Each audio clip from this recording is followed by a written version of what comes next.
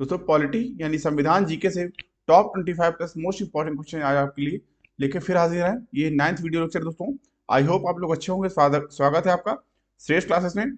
जितने भी क्वेश्चन है सभी प्रकार की परीक्षाओं के लिए बहुत ज्यादा इंपॉर्टेंट है। ठीक है, चलते हैं सीधे पहले क्वेश्चन की। और वीडियो अच्छा लगे वीडियो को लाइक करिएगा, अपने दोस्तों में शेयर करिएगा। पहला क्वेश्चन देखिए क्या कह रहा है। प्रथम केंद्रीय विधानसभा का गठन कब किया गया था? डी ऑप्शन आपका राइट होगा 1920 में, 1920 में। अगला क्वेश्चन, जिस संविधान सभा द्वारा भारत के संविधान का अधिनियमन किया गया उसके सदस्य कौन थे? बी ऑप्शन आपका राइट होगा विभिन्न प्रांतों की विधानसभाओं द्वारा निर्वाचित सदस्य। तो संविधान सभा के सदस्य भारत के राज्यों की सभाओं के निर्वाचित सदस्यों के द्वारा चुने गए थे। आप बता दें, पंडित जवाहरलाल नेहरू, डॉक्टर भीमराव अम्बेडकर, डॉक्टर राजेंद्र प्रसाद, सरदार वल्लभ भाई पटेल, मौलाना अब्दुल कलाम आजाद आदि इस सभा के प्रमुख सदस्य थे। ठीक है, बी ऑप्शन आपका राइट होगा। अगला क्वेश्चन, भारत का संविधान, डी ऑप्शन आपका राइट होगा, राष्ट्रपति के पद के लिए किसी व्यक्ति के पुनर्निर्वाचन की अनुमति देता है। अगला क्वेश्चन, भारत का संविधान अपना प्राधिकार किससे प्राप्त करता है? सी ऑप्शन आपका राइट होगा, भारत की जनता। अगला क्वेश्चन, भारतीय नागरिकता नहीं प्राप्त की जा सकती। डी ऑप्शन आपका राइट होगा, भारतीय बैंक में धन जमा करके। अगला क्वेश्चन, भारतीय संविधान निम्न में से कौन सी नागरिकता प्रदान करता है? बी ऑप्शन आपका राइट होगा, एकल नागरिकता। दोस्तों भारत का संविधान पूरे भारत के लिए एकल नागरिकता प्रदान करता है। जो भारत में पैदा हुआ था, जिनके माता पिता में से कोई भारत में पैदा हुआ हो, या जो सामान्यतः भारत में कम से कम 5 वर्षों से निवास कर रहा हो, भारत का नागरिक वह बन गया हो। ठीक है, बी ऑप्शन आपका राइट होगा। अगला क्वेश्चन, संघ लोक सेवा आयोग के किसी सदस्य को हटाया जा सकता है? ए ऑप्शन आपका राइट होगा, राष्ट्रपति द्वारा। तो संविधान के अनुच्छेद 317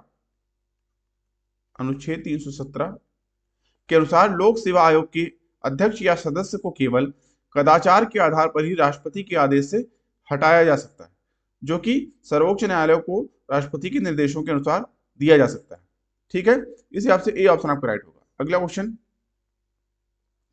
साथ ही साथ इसमें आपको यह भी बता दें कि संघ लोक सेवा आयोग का कोई सदस्य भारत के राष्ट्रपति को लिखित त्याग पत्र देकर अपने पद से इस्तीफा भी दे सकता है। ठीक है, अगला क्वेश्चन, धर्मनिरपेक्षता को सर्वधर्म समभाव कहता रहा, कौन कहता रहा? तो ए ऑप्शन आपका राइट होगा, डॉक्टर एस राधाकृष्णन। ठीक है, तो सर्वधर्म समभाव मतलब भारतीय धर्मनिरपेक्षता की एक अनूठी अवधारणा है ये, जो स्वतंत्र भारत में हिंदू संस्कृति और परंपरा में निहित गांधीवादी विचार के प्रभाव में उभरी। आपको बता दें, भारत की प्रमुख भाषा हिंदी में सर्वधर्म समभाव शब्द का शाब्दिक अर्थ सभी धर्मों के लिए समान सम्मान है। ठीक है, ये ऑप्शन आपका राइट होगा, डॉक्टर एस राधाकृष्णन। अगला क्वेश्चन, राष्ट्रपति द्वारा राज्यसभा के कितने सदस्यों को नामित किया जाता है? बी ऑप्शन आपका राइट होगा, 12 सदस्यों को। दोस्तों राज्यसभा में अधिकाधिक 250 सदस्य होंगे।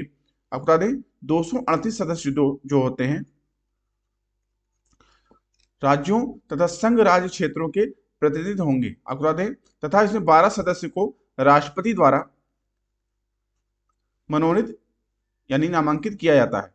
राज्यसभा एक स्थायी निकाय है, इसे कभी भंग नहीं किया जा सकता। ठीक है, अगला क्वेश्चन, लेखानुदान का अर्थ है? डी ऑप्शन आपका राइट होगा, विनियोजन विधेयक के पारित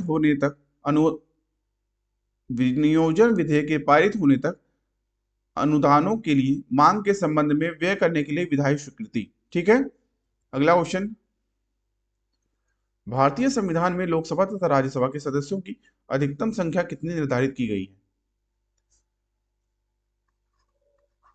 ये आपका दोस्तों 550 होगा। तो डी ऑप्शन आपका राइट होगा इस क्वेश्चन के लिए, 550 और 250।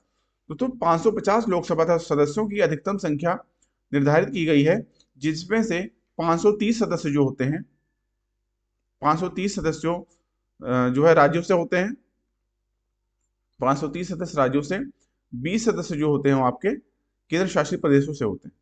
ठीक है, आपको बता दें वर्तमान में लोकसभा में 543 सदस्य हैं, जिसमें से 530 जो हैं वो राज्यों का प्रतिनिधित्व करते हैं और 13 जो है वो केंद्र शासित प्रदेशों का प्रतिनिधित्व करते हैं। इससे पहले राष्ट्रपति ने एंग्लो इंडियन समुदाय को 2 सदस्यों को नामित किया था, लेकिन 95वें संशोधन अधिनियम 2009 95वें संशोधन अधिनियम 2009 द्वारा यह प्रावधान केवल 2020 तक ही मान्य था। ठीक है, आपको बता दें राज्यसभा, दोस्तों राज्यसभा में 250 सदस्य अधिकतम होते हैं।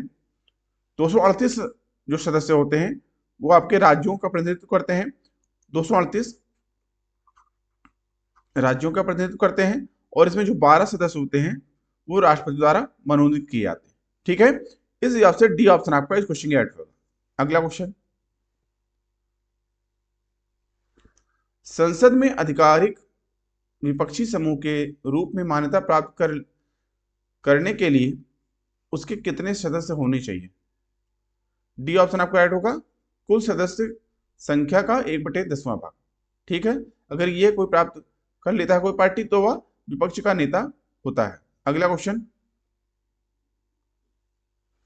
लोकसभा का चुनाव लड़ने वाले प्रत्याशी के लिए निर्धारित न्यूनतम आयु क्या है? सी ऑप्शन आपका राइट होगा 25 वर्ष। तो भारतीय संविधान के अनुच्छेद 84 खा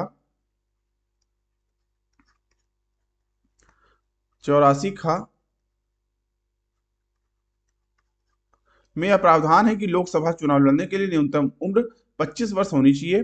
भारत के संविधान द्वारा आवंटित लोकसभा की अधिकतम जो संख्या है वो आपकी 552।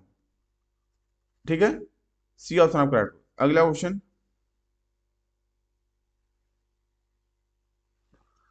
उत्तर प्रदेश के अतिरिक्त लोकसभा में किन 2 राज्यों का प्रतिनिधित्व सबसे अधिक है? बी ऑप्शन आपका राइट होगा बिहार और महाराष्ट्र। अगला क्वेश्चन, संसद के संयुक्त अधिवेशन में किसी विधेयक पर निर्णायक मत देने का अधिकार किसे है? सी ऑप्शन आपका राइट होगा, सॉरी डी ऑप्शन आपका राइट होगा लोकसभा के अध्यक्ष को। ठीक है, अगला क्वेश्चन, संविधान के अंतर्गत बंदी प्रत्यक्षीकरण समादेश जारी करने का अधिकार किसमें निहित है? सी ऑप्शन आपका राइट होगा उच्च तथा उच्चतम न्यायालय दोनों। दोस्तों भारतीय संविधान में सर्वोच्च न्यायालय और उच्च न्यायालय दोनों को बंदी प्रत्यक्षीकरण का रिट देने का अधिकार है। अनुच्छेद 32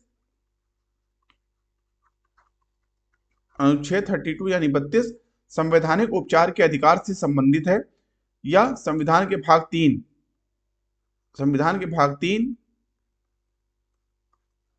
में प्रदत्त अधिकारों के प्रवर्तन के लिए उपयुक्त कार्यवाही द्वारा सर्वोच्च न्यायालय जाने के लिए अधिकार की पुष्टि करता है।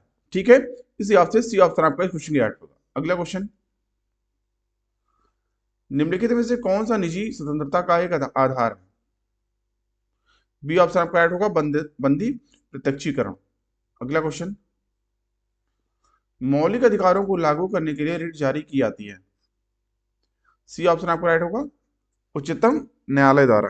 दोस्तों मौलिक अधिकारों के प्रवर्तन के लिए केवल उच्चतम न्यायालय ही रिट जारी कर सकता है। उच्चतम न्यायालय और उच्च न्यायालय दोनों के पास साधारण कानूनी अधिकारों के प्रवर्तन के लिए रिट जारी करने का अधिकार है। ठीक है, अगला क्वेश्चन, निम्नलिखित में से किसकी सिफारिश पर राज्य विधानसभा में धन विधेयक आरंभ किया जाता है?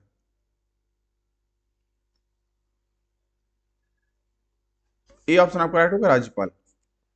ठीक है, दोस्तों किसी राज्य की विधानसभा में राज्य के राज्यपाल की सिफारिश के बिना कोई धन विधेयक पेश नहीं किया जा सकता। अगला क्वेश्चन, कौन राज्य योजना बोर्ड के अध्यक्ष के रूप में कार्य करता है? बी ऑप्शन आपका राइट होगा मुख्यमंत्री। दोस्तों राज्य योजना बोर्ड राज्य सरकार के अधीन एक सलाहकार बोर्ड है और इसकी अध्यक्षता राज्य के मुख्यमंत्री करते हैं। अगला क्वेश्चन, सरकारीय आयोग की नियुक्ति किस प्रश्न की समीक्षा के लिए की गई थी? ये ऑप्शन आपको राइट होगा केंद्र अथवा राज्य संबंध। तो सरकारीय आयोग 1983 में भारत की केंद्र सरकार द्वारा स्थापित किया गया था। इसकी अध्यक्षता न्यायमूर्ति राजेंद्र सिंह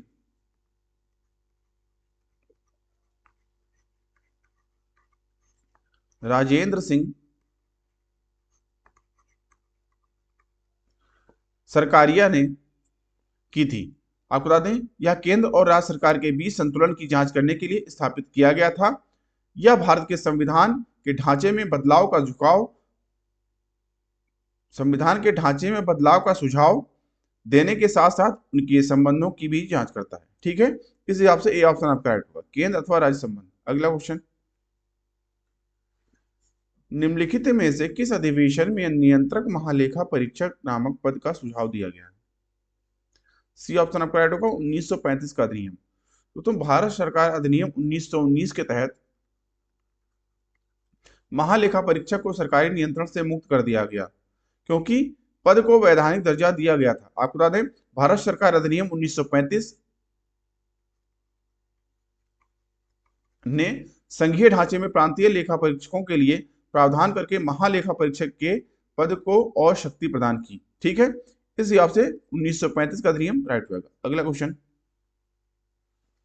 ग्राम पंचायत के चुने हुए सदस्य उप मुखिया का चुनाव करते हैं। उप मुखिया के निर्वाचन के संदर्भ में निम्नलिखित में से कौन सा वक्तव्य सही नहीं है? डी ऑप्शन आपका राइट होगा, उप मुखिया के निर्वाचन में मुखिया मतदाता नहीं होगा। ठीक है, अगला क्वेश्चन,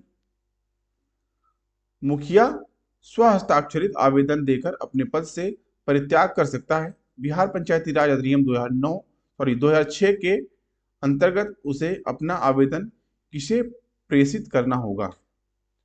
डी ऑप्शन आपका राइट होगा, जिला पंचायत राज अधिकारी को। ठीक है, अगला क्वेश्चन,